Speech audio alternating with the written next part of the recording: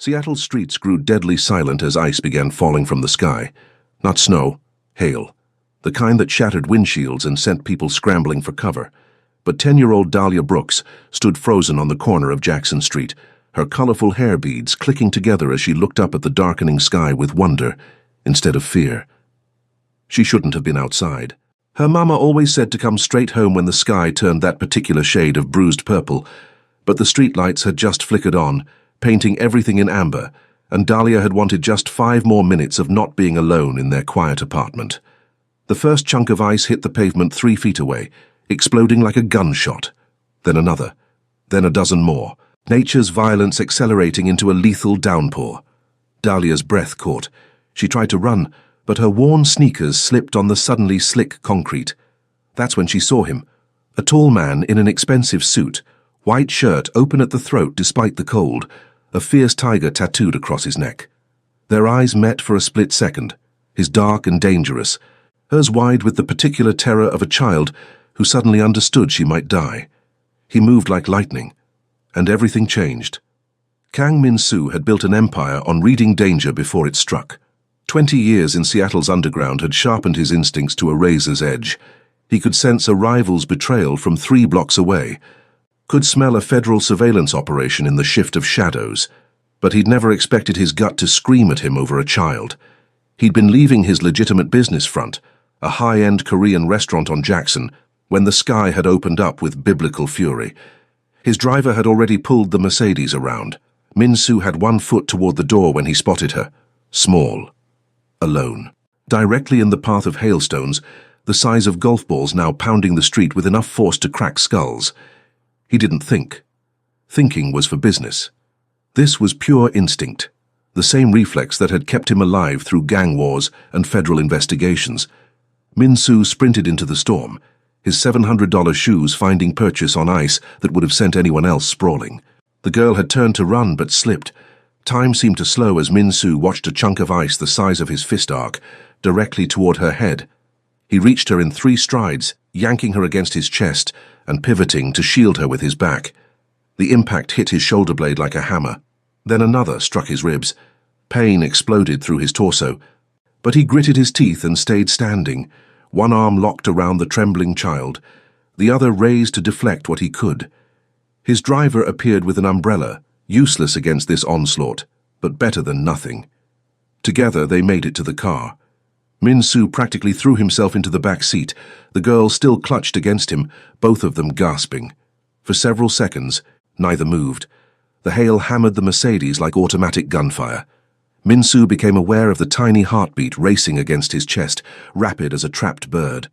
Slowly, carefully, he loosened his grip. The girl pulled back, those enormous eyes, deep brown and startlingly intelligent, locked onto his face. She was shaking but not crying. Min-soo had seen grown men weep after less. "You're bleeding," she said, her voice small but steady. She pointed at his temple where a smaller stone had clipped him. Min-soo touched his forehead, fingers coming away red. He'd barely felt it. "I'm fine." The girl's gaze dropped to his neck, to the tiger tattoo that had earned him his street name. Horangi. Tiger. Her small body went rigid. "Mom warned me about you," she whispered. The words hit harder than the hail. Min-soo's jaw tightened. Of course, everyone in the Central District knew who he was, what he was. This child's mother had probably used him as a cautionary tale. Stay away from Jackson Street. Stay away from the Korean gangsters. Stay away from the man with the tiger on his throat. He should have felt nothing. He'd been called worse things by better people. But something in those eyes, fear mixed with confusion, because the monster who was supposed to hurt her had just taken hail to the spine to keep her safe, cut through defenses he didn't know he still had. "Your mother's smart," he said quietly. "You should listen to her." He reached for the door handle to let her out. The storm was easing, but the girl moved faster. Before Min-soo could process what was happening, small arms wrapped around his torso and a face pressed against his chest, right over his heart. She was hugging him. Min-soo froze. His arms hung uselessly at his sides. The last person who'd embraced him with genuine affection had been his grandmother, dead 15 years. Every touch since had carried calculation, seduction, intimidation, Transaction. This was none of those things. "Thank you," the girl mumbled into his shirt, which was now soaked with melted ice and probably some of his blood. "You saved me." Something cracked in Minsu's chest, a fissure in the armor he'd welded into place over decades. His hands moved of their own accord, one settling awkwardly on the child's back, the other hovering near her head with its colorful beads. He'd ordered executions with less hesitation. "What's your name?" The question escaped before he could stop it. "Dahlia." She pulled back just enough to look up at him. "Dahlia Brooks, what's yours?" A dozen lies queued up. Minsu had more aliases than he had dress shirts, but looking into those trusting eyes, he found himself giving the truth. Kang Minsu. Recognition didn't flicker across her face. She was too young to read Korean newspapers, too sheltered from the streets despite living on them. To her, he wasn't the head of the largest Korean crime syndicate on the West Coast. He was just the man who'd pulled her from the storm. "Can you take me home?" Dahlia asked. "I live in the apartments near Garfield High School. The blue ones." Minsu knew the building, Section 8 housing, half the units in disrepair, the other half worse. He'd grown up in a place like that before clawing his way to penthouse views and offshore accounts. The thought of this child, this girl who'd hugged him like he was someone worth trusting, returning to that cold, lonely place made his jaw clench. "Of course," he heard himself say. The drive took 4 minutes. It would reshape the rest of his life. The blue apartments looked worse up close. Graffiti tagged the entrance, and 2 of the security lights were shot out. Minsu's trained gaze catalogued exits, blind spots, vulnerabilities, old habits. The building would be a nightmare to defend if anyone wanted access, which meant Dahlia, small, trusting Dahlia, was completely exposed. "It's apartment 3C, she said, already unbuckling her seatbelt. The hail had stopped, leaving behind a crystalline layer of ice that made everything gleam under the streetlights. "Thank you again, Mr. Kang." Mr. Kang, no one called him that. It was always boss, or harangi, or sir with an edge of fear. Never mister, never with that particular note of childish formality. "I'll walk you up." It wasn't a question. His driver, Jay, who'd been with him for a decade, caught his eye in the rearview mirror. Minsu could read the concern there. They had a meeting in 20 minutes with suppliers who'd flown in from Vancouver. This detour had already made them late. Minsu didn't care. Inside, the building smelled of old cooking oil and desperation. The elevator was broken, so they took the stairs. Dahlia chattered as they climbed, her earlier fear dissolving into a stream of consciousness about school, her friends, how she'd wanted to see if the ice would make patterns when it hit the ground. Minsu listened, a strange tightness forming in his throat. When had he last had a conversation that wasn't coded with threats or negotiations? Apartment 3C's door was thin enough to kick through. Minsu's fingers twitched toward the lockpick set he always carried, the professional assessment automatic. 2 deadbolts, both cheap. A child could bypass them with a library card. Dahlia produced a key from under her shirt, strung on a shoelace around her neck. She unlocked the door and pushed it open to reveal a small apartment, kept meticulously clean despite its age. Second-hand furniture arranged with care, textbooks stacked neatly on a coffee table, photos on the wall, Dahlia with a woman who shared her eyes, both of them laughing. But the place was freezing and empty. "Mom works nights," Dahlia said, reading his expression with unsettling accuracy. "She's a nurse at Harborview. She'll be home around 7 in the morning." The girl glanced at a clock on the microwave. "That's 9 more hours." 9 hours. This child had 9 hours alone in a building with broken security, in a neighborhood where Minsu's own people ran protection rackets because the cops barely bothered to patrol. His hands curled into fists. "Do you do this every night?" The question came out harsher than intended. Dahlia shrugged, suddenly defensive. "I'm not a baby. I know how to lock the door and not answer for strangers. Mum says I'm real mature for my age." Mature? Christ, she was 10. She should have been worried about homework and cartoons, not survival protocols. Minsu's phone buzzed. Jay, no doubt wondering if he'd been kidnapped. The Vancouver suppliers were notoriously punctual and dangerously prideful. Missing this meeting could cost them their primary pipeline, hundreds of thousands in revenue, possibly a small war if they took offense. He looked at Dahlia, already moving to turn on the space heater in the corner, because apparently the building's heating system was as functional as its security. Have you eaten?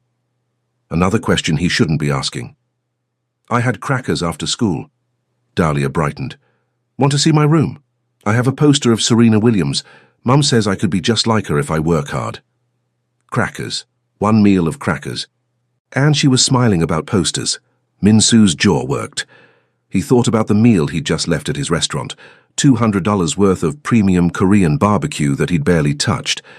He thought about his penthouse kitchen, perpetually stocked with ingredients his chef prepared. He thought about how easily a child this brave, this resilient, could disappear into the same system that had almost swallowed him. Show me your room, he said.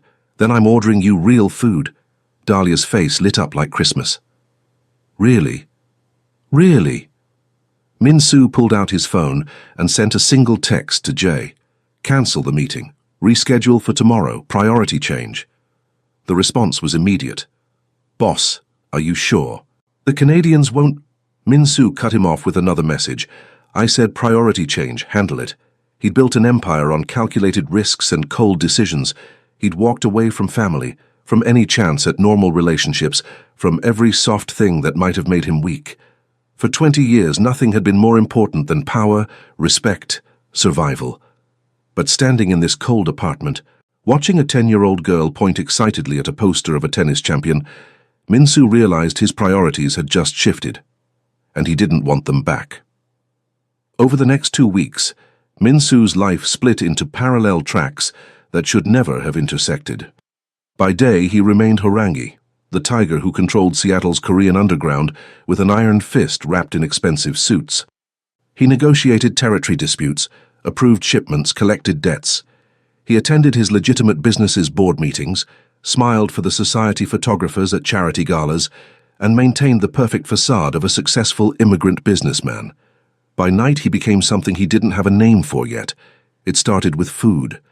That first night, he'd ordered from his restaurant proper Korean comfort food that arrived in his private car, delivered by his chef who'd asked no questions when Min-soo explained it was for a friend's daughter. Dahlia had attacked the bulgogi and japchae with the enthusiasm of someone who'd survived on crackers too long. The next night, he'd found himself driving back to the Blue Apartments, this time with leftovers from a business dinner. And the night after that, and the one after that. Dahlia never asked him to come, never demanded anything. She simply accepted his presence with the same easy trust she'd shown in his car, filling the silence with stories about school and dreams of becoming a lawyer someday. Like in the TV shows, but I'd defend people who can't afford the fancy ones. Min-soo found himself listening, actually listening, not just cataloguing information for leverage. He learned that Dahlia's father had died when she was 3, car accident, drunk driver. That her mother worked 70-hour weeks trying to keep them housed and fed. That Dahlia was top of her class despite everything. Fueled by a determination to make her mama proud, he learned that she was terrified of thunderstorms, but loved the rain. That she wanted a dog more than anything, but their building didn't allow pets. That her favorite color was purple, because it's like blue and red had a baby and the baby is royalty. Things Min-soo had no use for. Information that earned him nothing. And yet he hoarded every detail like treasure. His crew noticed the changes. Jay, loyal to a fault, said nothing when Min-soo started leaving meetings early. But Young-ho, his second-in-command, had questions. You're distracted, Young-ho said during a supply inventory check at the warehouse. The men are talking. Min-soo didn't look up from the ledger. Let them talk. They're saying you've gone soft, that you missed the Vancouver meeting for a woman. Young-ho's voice dropped. If there's a security concern, we need to know. A woman. Min-soo almost laughed, if only it were that simple. There's no security concern. Then what? Young-ho pressed. Boss, you've been different. The old you would have put a bullet in someone for suggesting we reschedule the Canadians. Now you're... Careful. The word came out quiet. Dangerous. Min-soo finally met Young-ho's gaze, and his lieutenant had the good sense to step back. I'm still the same person who built this organization from nothing. Still the same person who'll bury anyone who threatens it. Don't confuse growth with weakness. But driving to the Blue Apartments that night, Min-soo wondered if Young-ho had a point. Not about weakness. Min-soo could still kill without hesitation if necessary. But something fundamental had shifted. The empire he'd built suddenly felt hollow, compared to the warmth of Dahlia's smile when he knocked on her door. Tonight, she greeted him with barely contained excitement. "Guess what? Mom has Saturday off. She said she'll make her special pancakes for breakfast." Dahlia paused, suddenly shy. "Would you... if you're not busy, would you want to meet her?" Minsu's chest constricted. Meet the mother. The woman who'd warned her daughter about men like him. The nurse who'd probably recognize his face from news reports about alleged organized crime figures. Meeting her would force this thing, whatever this was, into the light. Make it real. Make it something he couldn't quietly walk away from when reality inevitably intruded. He should have said no. Should have started extracting himself now before anyone got hurt. Before Dahlia's trust became a weapon someone could use against him. Before he forgot who and what he was. "I'd like that," he heard himself say. "What time?" Dahlia's face transformed. She launched herself forward, arms wrapping around his waist, in a hug that had become their ritual greeting. Minsu's hands settled on her shoulders with less awkwardness than the first time. Progress, he supposed. 9 o'clock, she said into his chest. "And Mr. Kang, thank you. For everything. For coming back. For coming back." As if there'd been any question. As if Min-Soo had any choice anymore. He'd spent 2 decades building walls around himself, brick by bloody brick. Turned himself into something hard enough to survive in a world that crushed soft things. He'd become untouchable, unreachable, alone by design. And a 10-year-old girl with beaded hair and a gap-toothed smile had demolished every defense in 14 days. Saturday morning arrived with crystalline clarity. Min-Soo dressed carefully, not his usual 3-piece armor, but dark jeans and a simple black sweater. Still expensive, but less obviously so. He left his Rolex at home, wore a cheaper watch. Tried to look like someone Keisha Brooks might not immediately identify as a threat. The attempt was futile. He realized it the moment Dahlia's mother opened the door. Keisha Brooks stood maybe 5'6", whip-thin from overwork, with Dahlia's intelligent eyes and a spine of pure steel. She took one look at Min-Soo, catalogued the tiger tattoo barely visible above his collar, the too-perfect posture, the unconscious way he'd positioned himself to see both the hallway and apartment interior, and her expression shuttered. "Mom, this is Mr. Kang." Dahlia appeared at her mother's elbow, oblivious to the sudden tension. "The one I told you about, who saved me from the hailstorm." "I remember." Keisha's voice was carefully neutral. Professional. The same tone she probably used on patients whose injuries told stories they weren't ready to share. "Mr. Kang, please come in." The apartment smelled of vanilla and cinnamon. Keisha had transformed the cramped kitchen into something almost festive.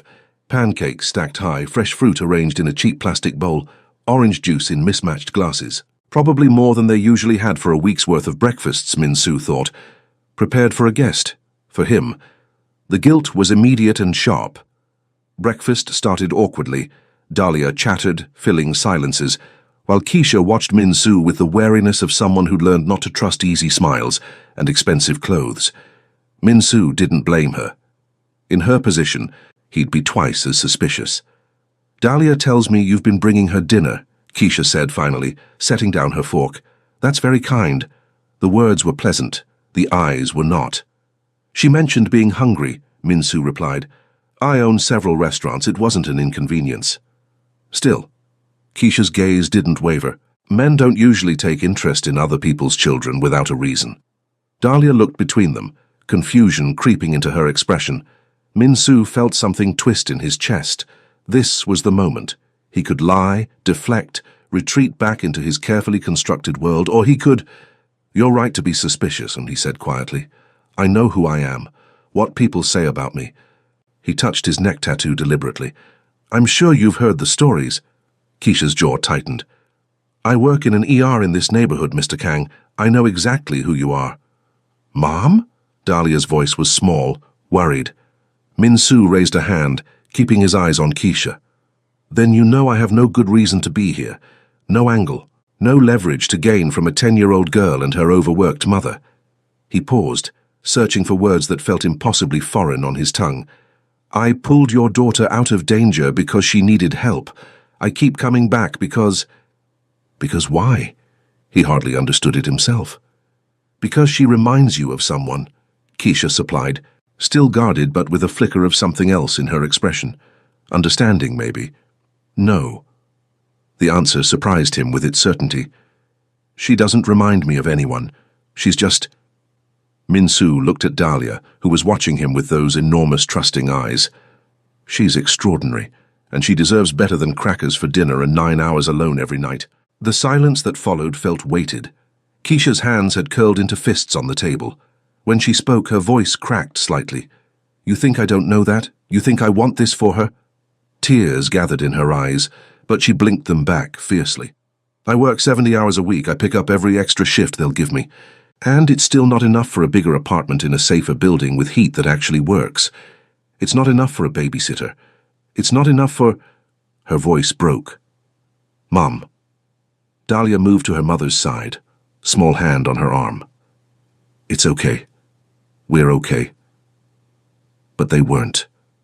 Min-Soo could see it clearly now, the exhaustion carved into Keisha's face. The way this apartment, clean as it was, couldn't hide the water damage in the corners or the draft coming through windows that didn't quite seal. The desperation of a mother trying to give her child a life while drowning in the attempt. He'd seen that look before. In his own mother's eyes, years ago. Before the hunger and the cold and the exhaustion had finally taken her. Before Min-Soo had been old enough to do anything but watch. Not again. The thought crystallized with perfect clarity. Not this time. What if I could help? The words were out before he fully thought them through. Keisha looked up sharply. I'm not taking charity from a... She cut herself off, glancing at Dahlia. Not charity, an arrangement. Min-Soo's mind raced, assembling pieces into a plan. I have a property, a house in Madison Park, fully furnished, empty. My businesses pay for its upkeep anyway, tax purposes. True, though he'd planned to sell it. You and Dahlia could live there, no rent. Absolutely not. In exchange, Min-Soo continued, you'd let me continue bringing Dahlia dinner on your work nights and... He paused, the next words feeling too vulnerable, too honest. And you'd let me be part of your lives. However you're comfortable with that looking. Keisha stared at him like he'd spoken a foreign language. You want to give us a house so you can... Have dinner with my daughter? Yes. That's insane. Probably.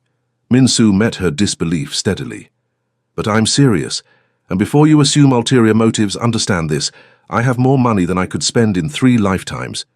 The house means nothing to me financially. But Dahlia... He stopped, struggling to articulate something he barely understood himself. She matters. I can't explain why, but she does, and I'm in a position to help, so let me. Keisha studied him for a long moment, this dangerous man at her kitchen table making impossible offers. Finally, she spoke. If I even consider this, I need to know one thing, and I need the truth. She straightened her spine. Are you going to hurt us? Min-Soo thought about all the people he'd hurt, all the violence he'd committed, sanctioned, orchestrated. He thought about the empire built on fear and blood, about Young-Ho's concerns about his distraction, about the 100 ways this could end badly. Then he looked at Dahlia's hopeful face and felt something ancient and fierce awaken in his chest, the same instinct that had sent him running into that hailstorm. Not the killer he'd become, but something older, something paternal and protective that he thought he'd buried with his grandmother. No, he said, and meant it with every cell in his body. I'd die first. The transition happened faster than Min-Soo expected. Keisha, once she'd made her decision, proved as decisive as any general he'd worked with. She had conditions, extensive background checks, which Min-Soo passed because his legitimate businesses were genuinely clean, a formal lease agreement, which he had his lawyers draft, and absolute transparency about his schedule and whereabouts when it came to Dahlia. Min-Soo agreed to everything, signed papers, opened his life to scrutiny he'd never allowed before, and watched as Dahlia and Keisha moved from the blue apartments to a 4-bedroom house in Madison Park with a yard, working heat and a security system that made Fort Knox look amateur. The first night in the new house, Dahlia FaceTimed him from her bedroom, her own bedroom which she'd spent hours decorating with Keisha's help. Mr. Kang, look. She spun the phone around, showing off purple walls, new furniture, and a bookshelf already filling with books. Mom says I can get a dog, a real dog. Min-soo, sitting in his penthouse alone with a glass of whiskey, felt his throat tighten. What kind of dog? We're going to the shelter next week. Mum says I can pick. Dahlia's excitement was infectious. Will you come with us, please? I want you to meet whoever I choose. Of course. The words came easily now. Text me when and I'll be there. After they hung up, Min-soo sat in the dark for a long time, staring at Seattle's glittering skyline. Young-ho had been right about one thing. He was different. The man who'd built this empire would never have made himself vulnerable like this, would never have tied his safety to two people who could be used against him. And Min-soo didn't care. Let his enemies come, he'd destroy anyone who threatened them. The weeks that followed established a new rhythm. Min-soo had dinner at the Madison Park house 3 nights a week, scheduled around Keisha's shifts and his business obligations. He taught Dahlia to make bibimbap, correcting her technique with the same patience he'd never shown his subordinates. He helped with homework, discovering she was frighteningly smart and asking questions he sometimes had to research to answer. And slowly, carefully, he built a relationship with Keisha too. Not romantic, that wasn't what either of them needed, but something equally important: trust, mutual respect, the understanding of two people who'd both survived by being hard, now learning to be soft. One evening, after Dahlia had gone to bed, Keisha poured them both coffee and sat across from Min-soo at the kitchen table. I need to ask you something, she said, and I need honesty. Min-soo nodded. What happens when this ends? When you get bored, or your life gets complicated, or Dahlia stops being the novelty she is now? Keisha's voice was steady, but he could hear the fear beneath. She loves you. You're the closest thing to a father she's ever had. So I need to know, are you in this for real? Or are we going to have to rebuild her when you leave? The question deserved careful consideration. Min-soo thought about the life he'd built, the calculated risks, the exit strategies he maintained for every operation, how he'd never committed to anything he couldn't walk away from. Then he thought about Dahlia, showing him her report card with pride, about teaching her to defend herself because the world was dangerous and she needed to be ready, about the way she'd started calling him something that sounded suspiciously close to Dad when she was excited. I met with my lawyer last week, he said quietly. Had him draw up paperwork, guardian designation in case anything happens to you, financial trust for Dahlia's education and future, emergency contact authorizations. He met Keisha's shocked gaze steadily. I'm not going anywhere. Ever. If you'll have me. Keisha's eyes filled with tears. She didn't bother hiding them this time. She asked me yesterday if it was okay to love you, if that made her disloyal to her real dad. A sob broke through. I told her her heart was big enough for everyone. That love doesn't run out. It doesn't, Min-soo agreed, his own voice rough. And for what it's worth, I'd be honored to stand beside her father's memory, not replace him, just be here, however she needs me to be. They talked until late that night, building the framework of an unconventional family. Min-soo explained his world honestly, the dangers, the precautions, why certain people couldn't know about them. Keisha shared her own fears, her dreams for Dahlia, her cautious hope that maybe this strange arrangement could work. 6 months later, Min-soo stood in Dahlia's new room, still purple but larger now, in the even bigger house he'd bought for them in Queen Anne because Keisha had mentioned wanting a garden, and watched her sleep. A rescue mutt named Thunder, chosen because he's protective like you. Mr. Kang sprawled across the foot of her bed. The tiger tattoo on his neck felt different now, not a symbol of violence, but of protection, the fierce guardian who'd do anything, absolutely anything, to keep this child safe. His phone buzzed. Young-ho, with the numbers from their latest venture. Min-soo responded quickly, then silenced the phone. Business could wait. It would always be there. But Dahlia had a science fair project tomorrow, and he'd promised to help her rehearse her presentation one more time in the morning. He'd built an empire, commanded an organization, survived 2 decades in a world that killed soft things, but nothing had ever mattered more than this. Min-soo turned off the light and headed downstairs, where Keisha was grading papers at the kitchen table. She looked up as he entered, smiled that tired but genuine smile, and gestured to the coffee pot. 1 cup won't kill you, she said, though fair warning, Dahlia wants to practice her speech at 6 a.m. sharp. I'll be here, Minsu replied. And he would be. Tomorrow, and the day after. And every day these two extraordinary people would have him. A killer who'd learned to love. A tiger who'd finally found what was worth protecting. The courtroom was smaller than Minsu expected. Warmer. Judge Martinez, a stern woman in her 60s who'd reviewed every page of his background check with the thoroughness of an FBI investigation, sat behind the bench with an expression that gave away nothing. Beside him, Dahlia squeezed his hand. 13 now, tall and confident. With her mother's spine and something of his own fierce determination, Keisha sat on his other side, holding legal documents that would change everything. Mr. Kang, Judge Martinez said, this is a highly unusual situation. You understand that adoption creates a permanent legal relationship.